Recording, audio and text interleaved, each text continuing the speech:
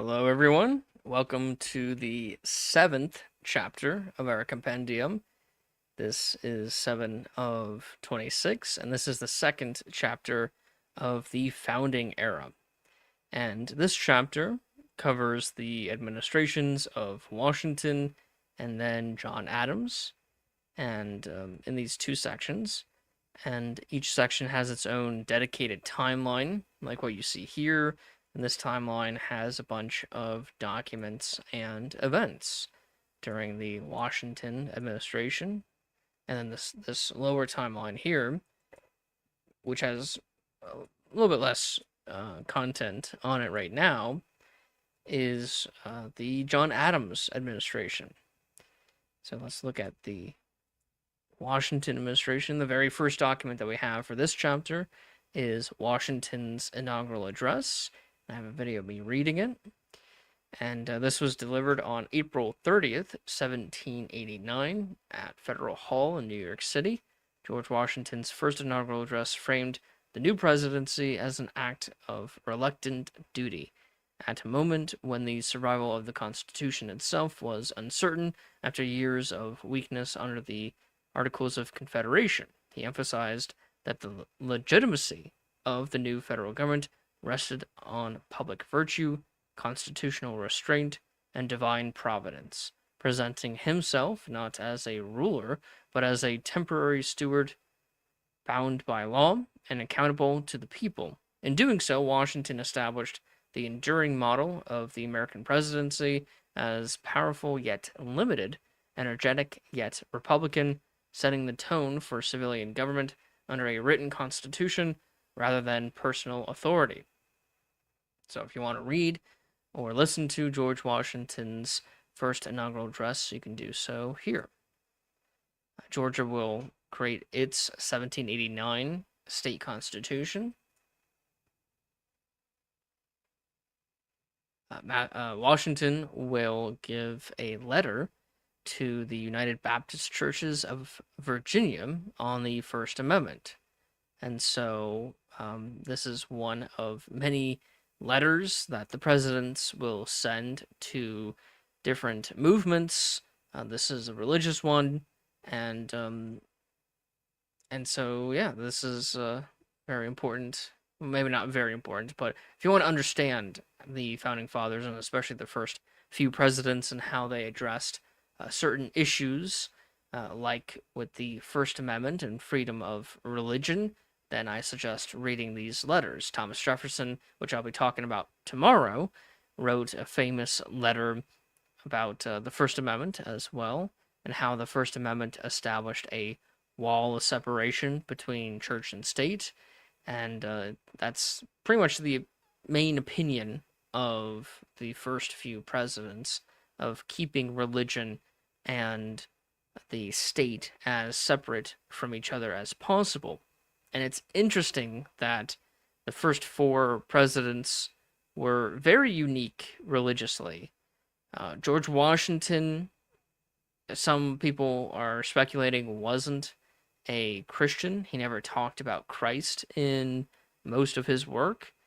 So he's definitely not an evangelical.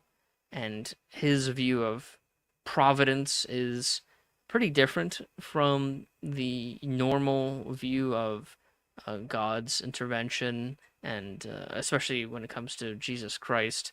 So whether or not Washington was a proper Christian is up for debate. Same thing with John Adams. John Adams was a Unitarian, and Unitarians at this time are not viewed as Christians. And even today, many Unitarians are not viewed as proper Christians because Unitarians deny the divinity of Christ. They don't believe in the Trinity, the Father, Son, and Holy Spirit. They just believe in one body for God instead of three bodies or three persons. And so a lot of Mormons, I think Mormons today are also Unitarian, but Mormons weren't a thing back then.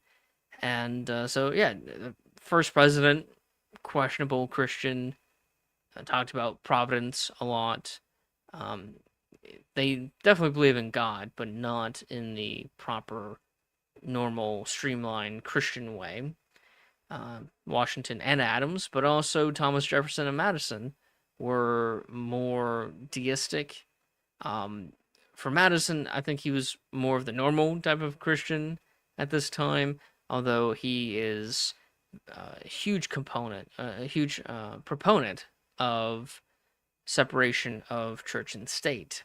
He gave this amazing speech that was in the last chapter for um, being against the state of Virginia adopting the state religion of Christianity and having a tax where the tax revenue will go towards Protestant churches.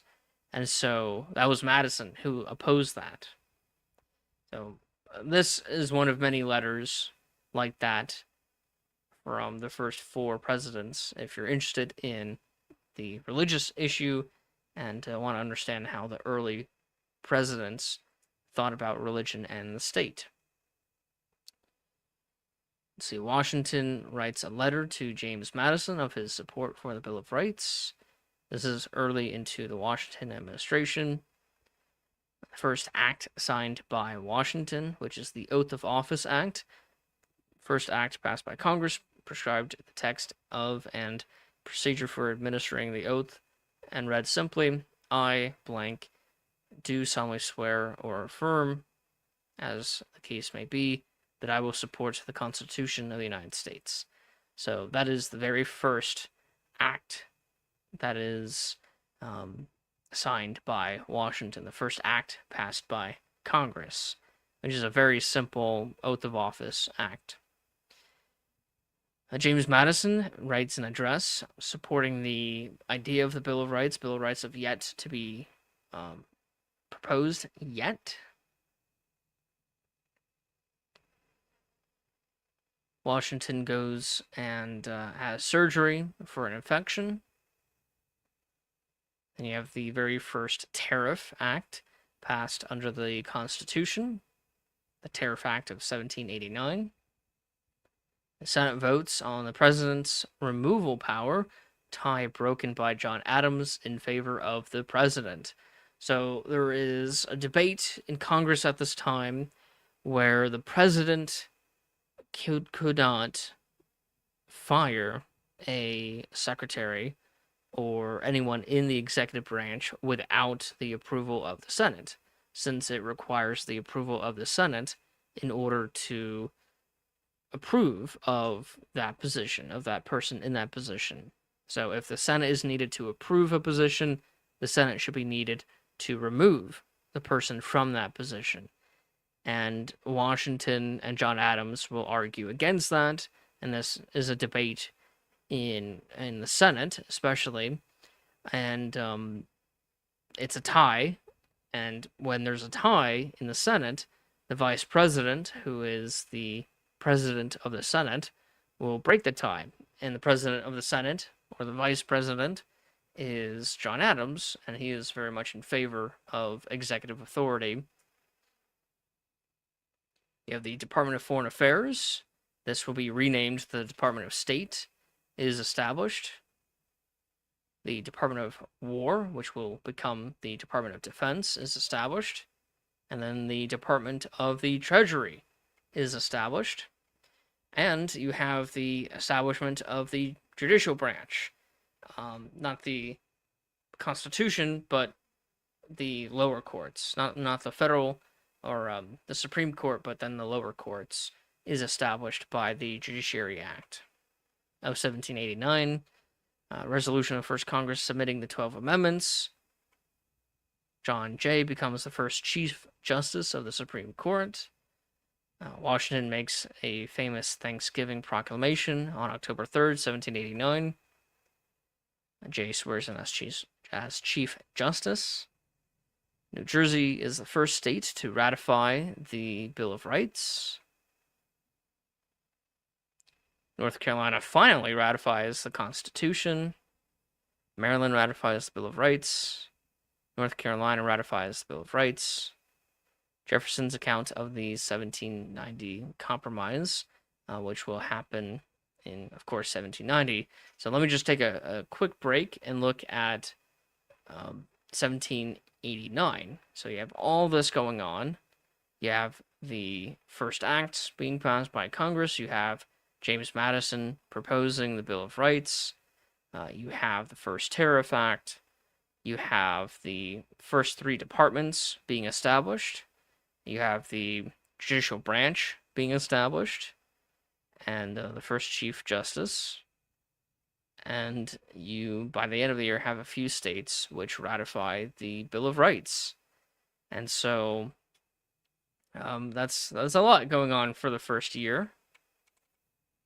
Then going into the second year, Washington gives his first 1790 State of the Union address, and this address is talking about what happened in 1789. Alexander Hamilton will publish, at the start of 1790, as the Secretary of the Treasury. Alexander Hamilton writes a report and gives it to Congress. And so this is the first report on public credit by Hamilton, and this will argue for the establishment of a strong national bank, and this will be part of the Compromise of 1790. South Carolina ratifies the Bill of Rights, Delaware, Pennsylvania. Benjamin Franklin will write a parody of the slavery argument. So Benjamin Franklin at this point is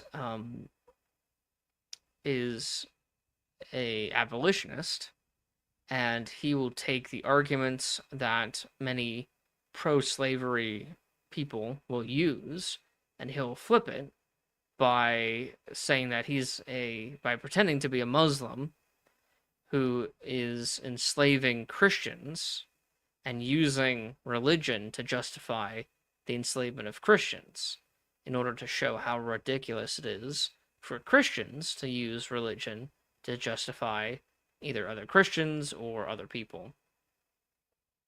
So Franklin is really big into satire. You have the National Origins Act of 1790. This will limit the who can be naturalized as an American, and it will be very limited. Basically, only white people from Northwest Europe, so England, Scotland, Wales, Ireland, and Northwestern France are basically the only people who can become citizens of the United States. New York ratifies the Bill of Rights. Benjamin Franklin, he dies in April of 1790. An act establishing the government of the territory of Kentucky. And so Kentucky is about to become a state. Rhode Island finally ratifies the Constitution. Rhode Island is the last one to do so, of the original 13 colonies, on May 29th, 1790. And they'll also ratify the Bill of Rights in June. Part of the Compromise of 1790 is the Residence Act of 1790, which will establish Washington, D.C. as the location of the U.S. Capitol. So at this point, the capital has been in New York and Philadelphia, but many Southerners want it to be down south. And so the compromise is that the capital will be put in between Virginia and Maryland, and in return, the Funding Act will be passed, where the federal government assumes Revolutionary War debts from the states. Debts include paying soldiers or paying producers or production for weapons and manufacturing and stuff like that, and food. And you also have the Census of 1790, and I highly suggest people check out Jeffrey the Librarian's YouTube channel. He is making videos on each of the censuses, of the United States, and so this 1790 census is the first census. Although it's taken, like Census Day is August 2nd, it won't be published until 1791. And then, as I said before, the Funding Act is to strengthen the credit of the federal government by having the federal government assume the debts by all of the states. And then here is a letter to a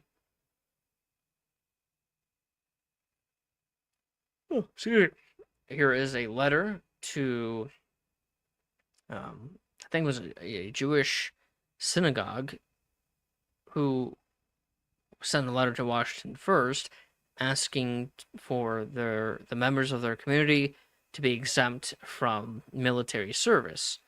And in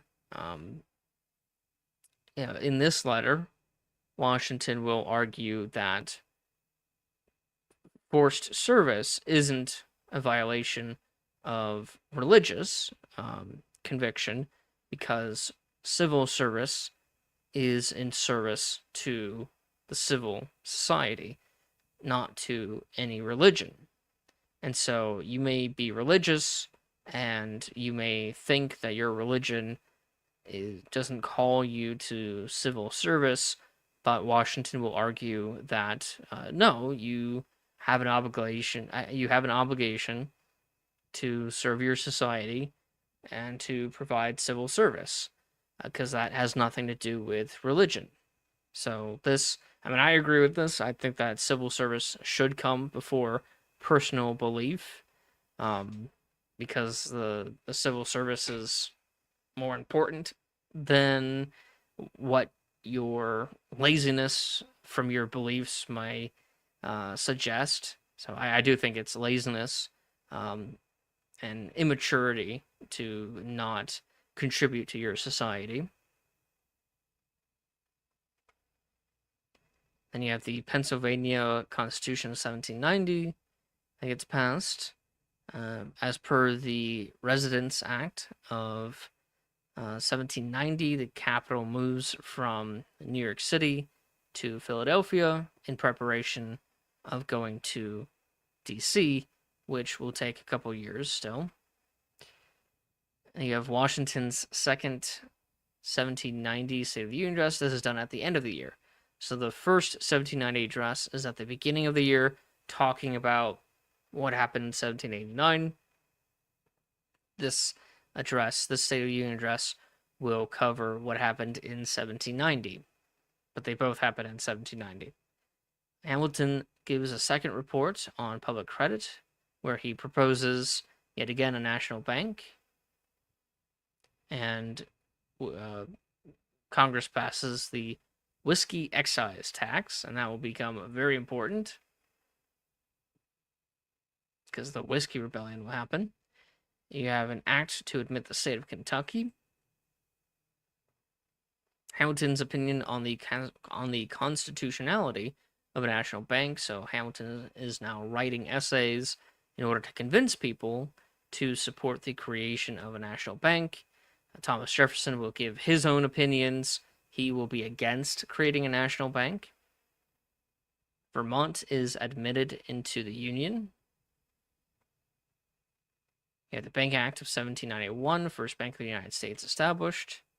And now Thomas Paine, he's in France, and he writes the Rights of Man in order, in support of the French Revolution, which is about to kick off. Washington will go on his first tour of the South between March and June.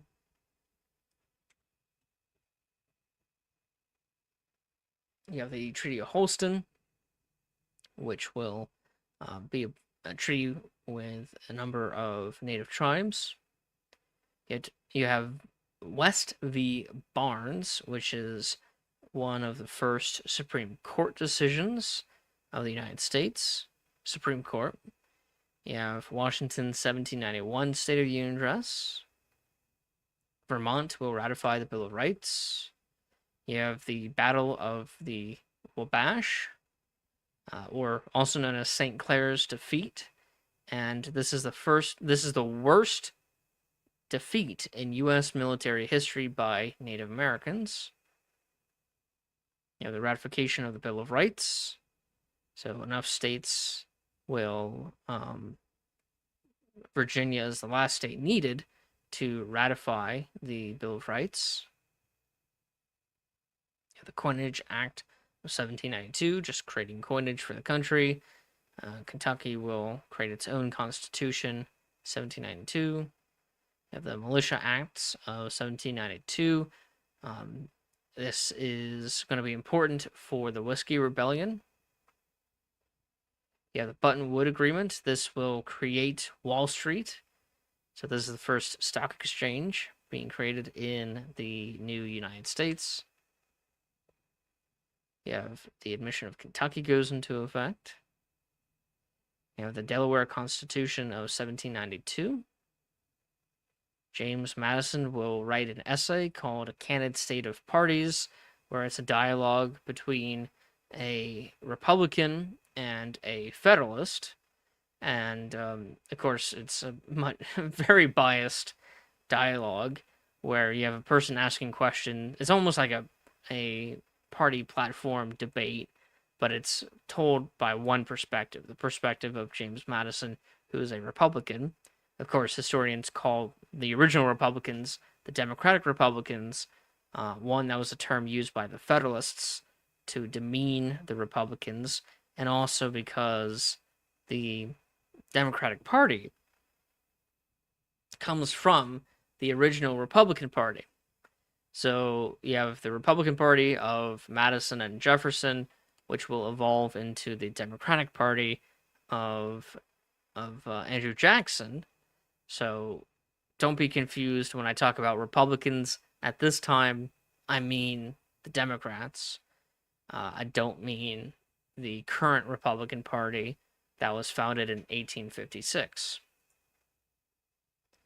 Now you have the election, the second election, the re-election of George Washington in 1792. And of course, he is uncontested again.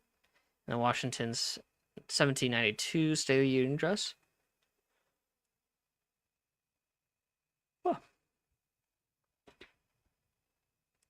Who are the best keepers of liberty? I'm sorry, this is the one with the dialogue, not the other one. That's my bad. But they're both written by James Madison. You have the Fugitive Slave Act of 1793. So the Fugitive Slave Act of 1850 is actually just an amendment of this act, the Fugitive Slave Act of 1793, and this is just a clarification and an expansion of power of a clause in the Constitution which talks about returning fugitives who are owing labor, which is most likely meaning slaves, who leave one state and go to another, are fugitive in another state, then that fugitive must be returned to the state whence they come. You have Cholsom v. Georgia. This is a very important Supreme Court decision, and it comes to this Supreme Court decision will lead to the passage of the 11th Amendment, which talks about suing states and whether or not a citizen of one state can sue the government of a different state. And so that's what this Supreme Court decision is about. You have the Patent Act of 1793, which establishes the Patent Office. Now we begin Washington's second term as president. Of course, he has his second inaugural address, and in it, he is, again, playing this reluctance kind of personality for the president. He's, like, reluctant to take power. Very Cincinnatus of him, although whether or not he's genuine about his reluctance, who knows? But he's like, guys, I want to retire. I don't want to. I don't want to do this anymore. Please just let me retire and leave me alone. But people just elect him again. Washington will create the neutrality, or will pass a neutrality proclamation. So what's going on in 1793 in Europe? And I will be adding this to the timeline later. I have to still add it to this timeline. This is still a work in progress. But this neutrality proclamation by Washington is to keep the United States neutral during the French Revolution. So the French Revolution is going on at this time in 1793, and a bunch of other countries will get involved in the French Revolution. The British, the Dutch, the Spanish, the Austrians, the Prussians will all get involved. And so the Washington administration will maintain neutrality given all that is happening. And in support of Washington's neutrality proclamation, Hamilton will write a series of essays, which are called the Pacificus Papers. And so I made a video of me reading each of the Pacificus Papers. And what these are arguing is just the legal argument in support of American neutrality. Well, one of the main arguments that Hamilton uses is the fact that that our alliance with France is a defensive alliance, not an offensive alliance, and it was the French who declared war on Britain, on the Dutch, on the Austrians, the Prussians, the Spanish, basically all of Europe, the Italians, all of Europe, the French declare war on. And so, because it was the French who was the aggressor, our treaty with the French is not applicable in that situation. So we don't actually have to fight on behalf of the French in the French Revolution. And so he just writes a series of these essays. There are multiple other arguments, but the fact that the treaty is a defensive treaty is Hamilton's biggest argument.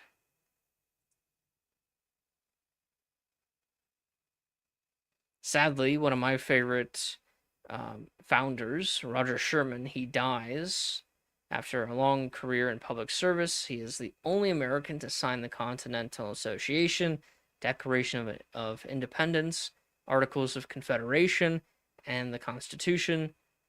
He also participates in the state ratifying convention of the Constitution in Connecticut, making him foundational to every phase of early American governance. He's also on the Committee of Five to write the Declaration of Independence, and he's the only founder to have participated in all of these founding events, these assemblages of the American founding.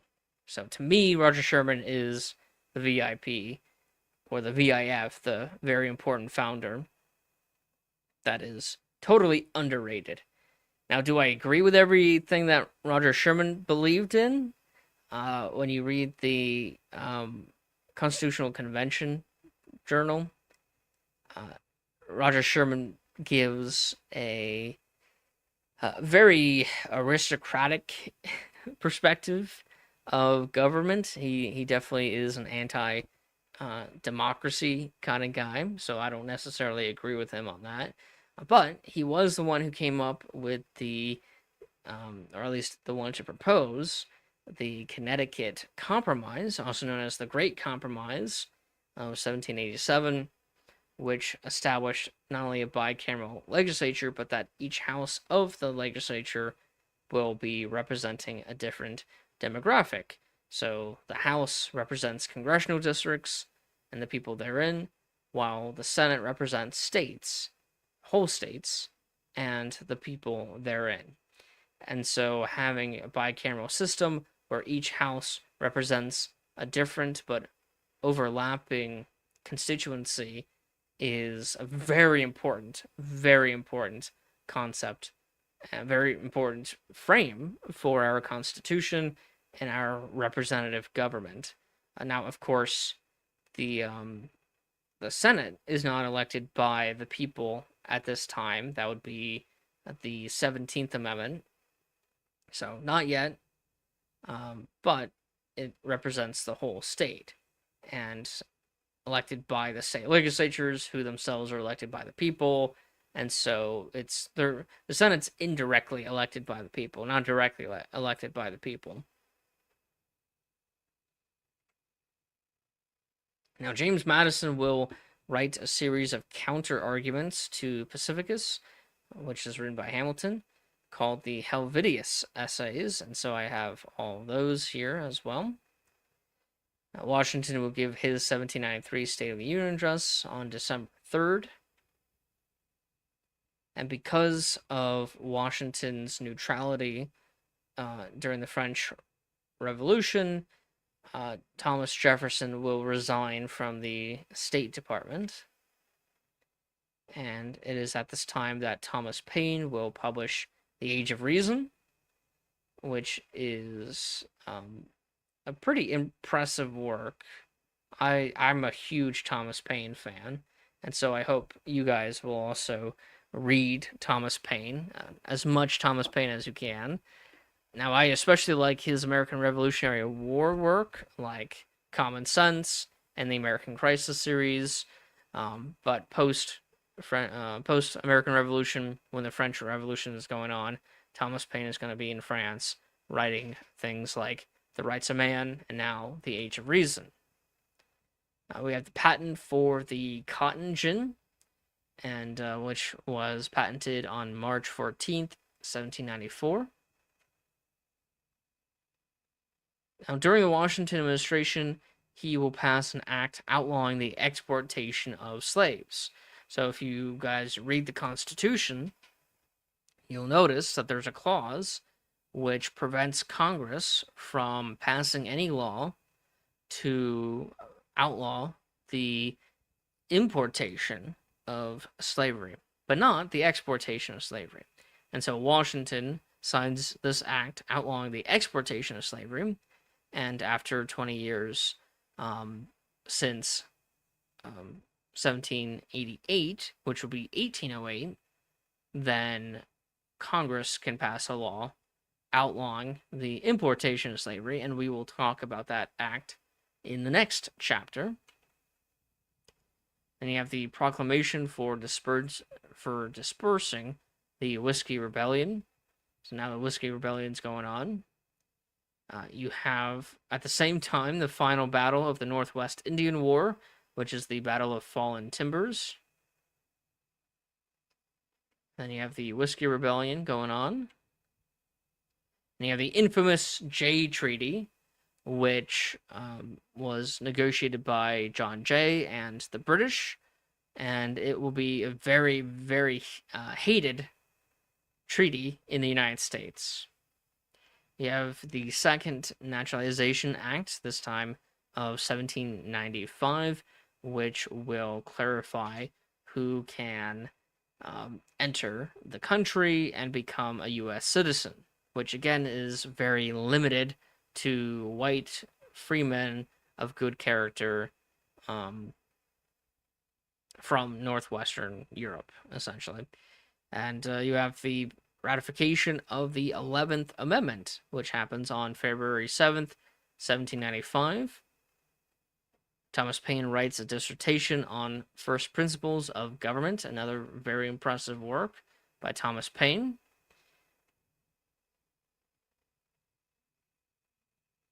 Hamilton will also be writing more political essays, as he always does. Rutledge replaces John Jay, since Jay Jay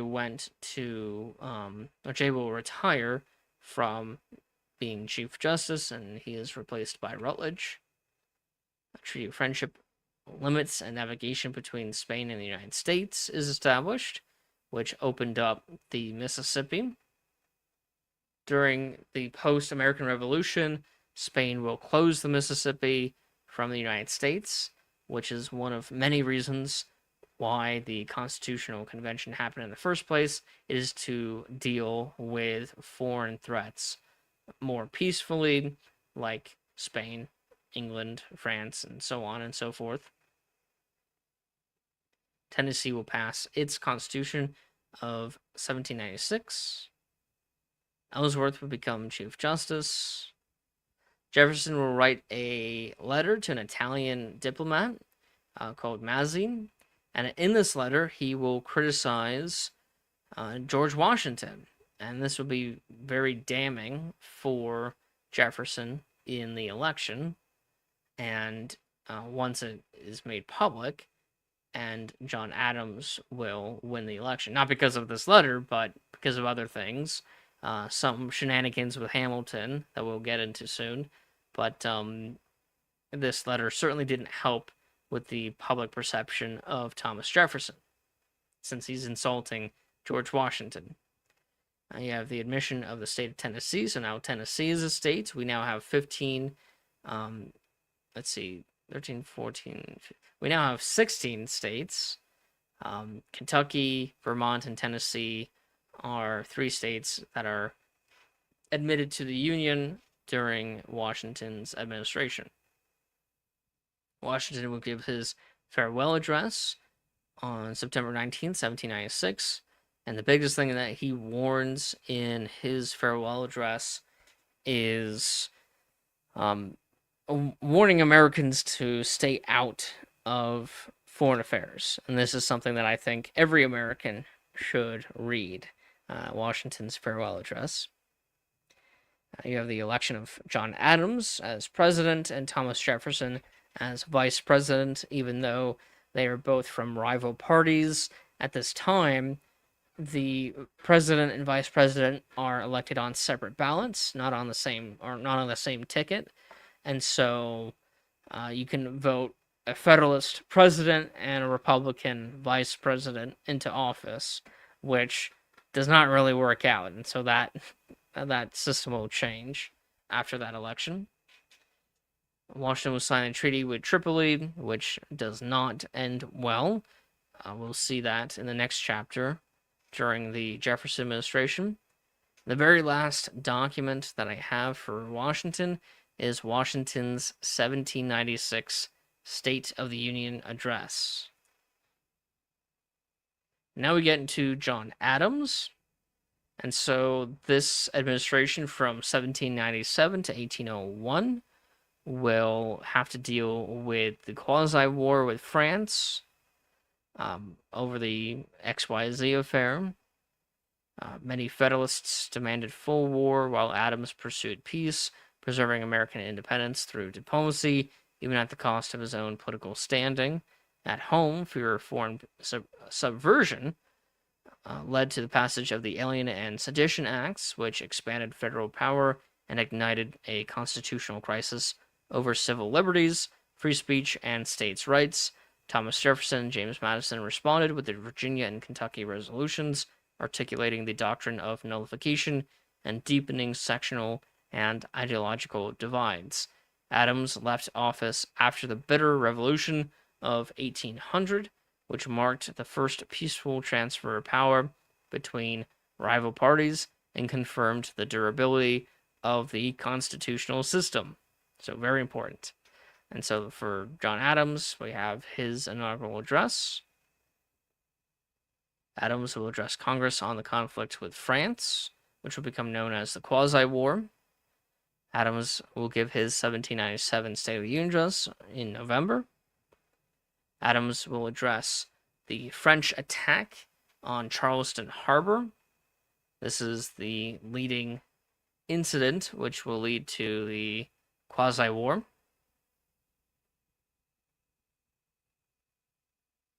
John Adams will address to Congress on France, declaring an end to neutrality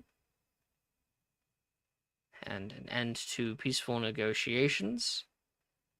And then the XYZ affair will be made public, and the XYZ affair was French diplomats forcing American diplomats to bribe them in order to have the negotiations. And so John Adams will inform Congress of this affair, which will convince Congress to pass an act to protect trade. And this is the act that will be used by the United States to justify arming its merchant fleet and will contribute to the fighting during the Quasi-War. Georgia will pass another constitution, this time 1798. Hamilton will respond to the XYZ affair and the Republican Party, calling for more violence against the French. Amendments to the Naturalization Act. Then the Alien Act and Alien Enemies Act will be passed. Each of these means that, especially the Alien Enemies Act, that if we are at war with a country, any citizens of that country can be arrested and deported. And so this is to prevent sabotage or espionage or anything that the other country can use its citizens who are living in the United States against the United States during wartime. You have an act to abrogate previous treaties with France. And then you have the Sedition Act, which outlawed any criticisms of the federal government, especially when it comes to its handling during the Quasi-War. Then you have a direct tax on homes, land, and slaves, which is the first federal tax on property. John Adams will give his 1798 State of the Union address. Virginia will pass a resolution against the Alien and Sedition Acts. The Virginia resolution is written by James Madison, and although he does not support the argument of nullification, unlike Thomas Jefferson, James Madison will support the right for states to protest and to speak out against federal laws that the state does not like. So, James Madison is saying that we have a right to criticize the laws, so the sedition law is unconstitutional. At least that's what he's arguing.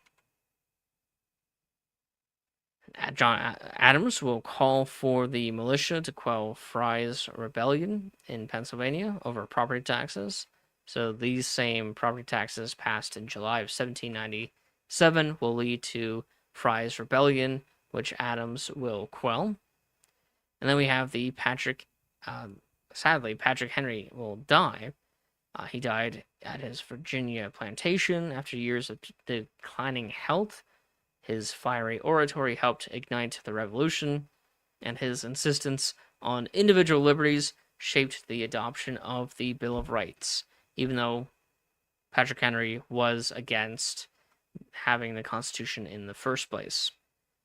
John Adams, 1799, State of the Union Address. Now you have Kentucky, resolution against the Alien and Sedition Acts. This is written by Thomas Jefferson, and in this, he argues for nullification, which will be much more radical than what James Madison believes. Not even James Madison believes in nullification, where a state has a right to nullify a federal law if that state disagrees with the federal law. Now, this idea of nullification is itself unconstitutional, because in the Constitution, you have the Supremacy Clause, which states that the federal laws are superior to that of state laws and state authority. And so the idea of nullification itself is unconstitutional, which is ironic. And sadly, on December 14, 1799, George Washington will pass away. He died from complications of a severe throat infection, likely acute, I can't even say that, epiglottitis, after riding in snow and developing a rapidly swelling throat that made breathing difficult, and after aggressive bloodletting, called desanguination, treatments as commander of the Continental Army and the first president. He embodied Republican leadership and set enduring precedents for executive power. So George Washington most likely would have survived his throat infection. He had infections during his presidency that was dealt with through surgery, and I think that he would have survived this if it wasn't for the bloodletting. So desanguination was part of medical science at this time. Again, sadly. The capital moves from Philadelphia to Washington, D.C., or it's D.C. It will be renamed Washington, D.C. after the passing of George Washington. The Federalists nominate John Adams for president. Secretary of State Pickering is dismissed. First instance of a department head dismissal. So John Adams fires this guy. And then John Adams issues a proclamation of pardon for the Friars Rebellion in order to quell it. And we have the 1800 census. Letter from Alexander Hamilton concerning the public conduct and character of John Adams, Esquire, President of the United States. And so now, even though Hamilton helped get John Adams elected, Hamilton is now going to support Thomas Jefferson, getting him elected. And so Alexander Hamilton will write this scathing letter, the scathing public letter, an open letter, basically criticizing everything about John Adams in order to make him look as pathetic as possible, insulting his looks, insulting his leadership and his presidency, and this will not get John Adams reelected for president. Then you have the election of 1800, where Jefferson beats Adams. Adams gives his 1800 State of the Union address in November. Marshall, this is Chief Justice Marshall, which is the longest reigning Chief Justice of the Supreme Court. He's also one of the most important and most beloved Supreme Court justice in judicial history. Electoral votes counted. Jefferson and Burr are tied. After 6 days and 36 ballots, Jefferson is elected president by the House. You have the Judiciary Act of 1801, which reformed the Supreme Court, it modified the Supreme Court and the lower courts as well. And then you have Adams. He begins his midnight appointments, which are his last appointments, federal appointments to federal employees before the end of his term. He believed that he was going to have another term, so he didn't do these appointments yet. But after Jefferson is elected president by Congress, Adams will, the next day, John Adams will begin his midnight appointments. Jefferson's reply to being notified of his election. And now the very last thing that we have is the day before Jefferson's inauguration. We have the final group of Federalist judicial nominees are confirmed in the midnight appointments, and one of these their appointment will not make it to them in time of Jefferson's administration beginning, and so Jefferson will say that his employment status is not applicable for Jefferson, because Jefferson didn't appoint this guy, and he was elected president before, or he was inaugurated president before this guy was actually received his commission. And this guy named Marbury will sue, and that lawsuit will go up to the Supreme Court in a case called Marbury versus Madison. And in it, Chief Justice John Marshall will create the idea he's not really creating the idea. He will establish the idea of judicial review, where the Supreme Court can review a law and then declare it unconstitutional. But the Supreme Court also doesn't have the power to enforce the ruling of the Supreme Court.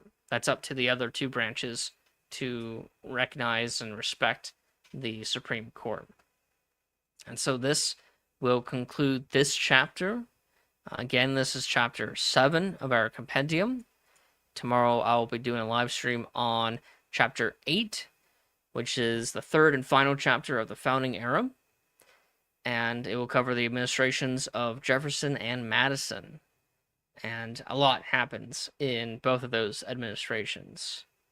And so that chapter is called Republican Liberty from 1801 to 1817. So thank you for watching this live stream. And I hope you join me tomorrow, where we talk about the next two presidents. And just to let you know that this is what I'm showing you right now on screen is our website, www.tarpeia.us. Tarpeia is spelled TARPEIA.us.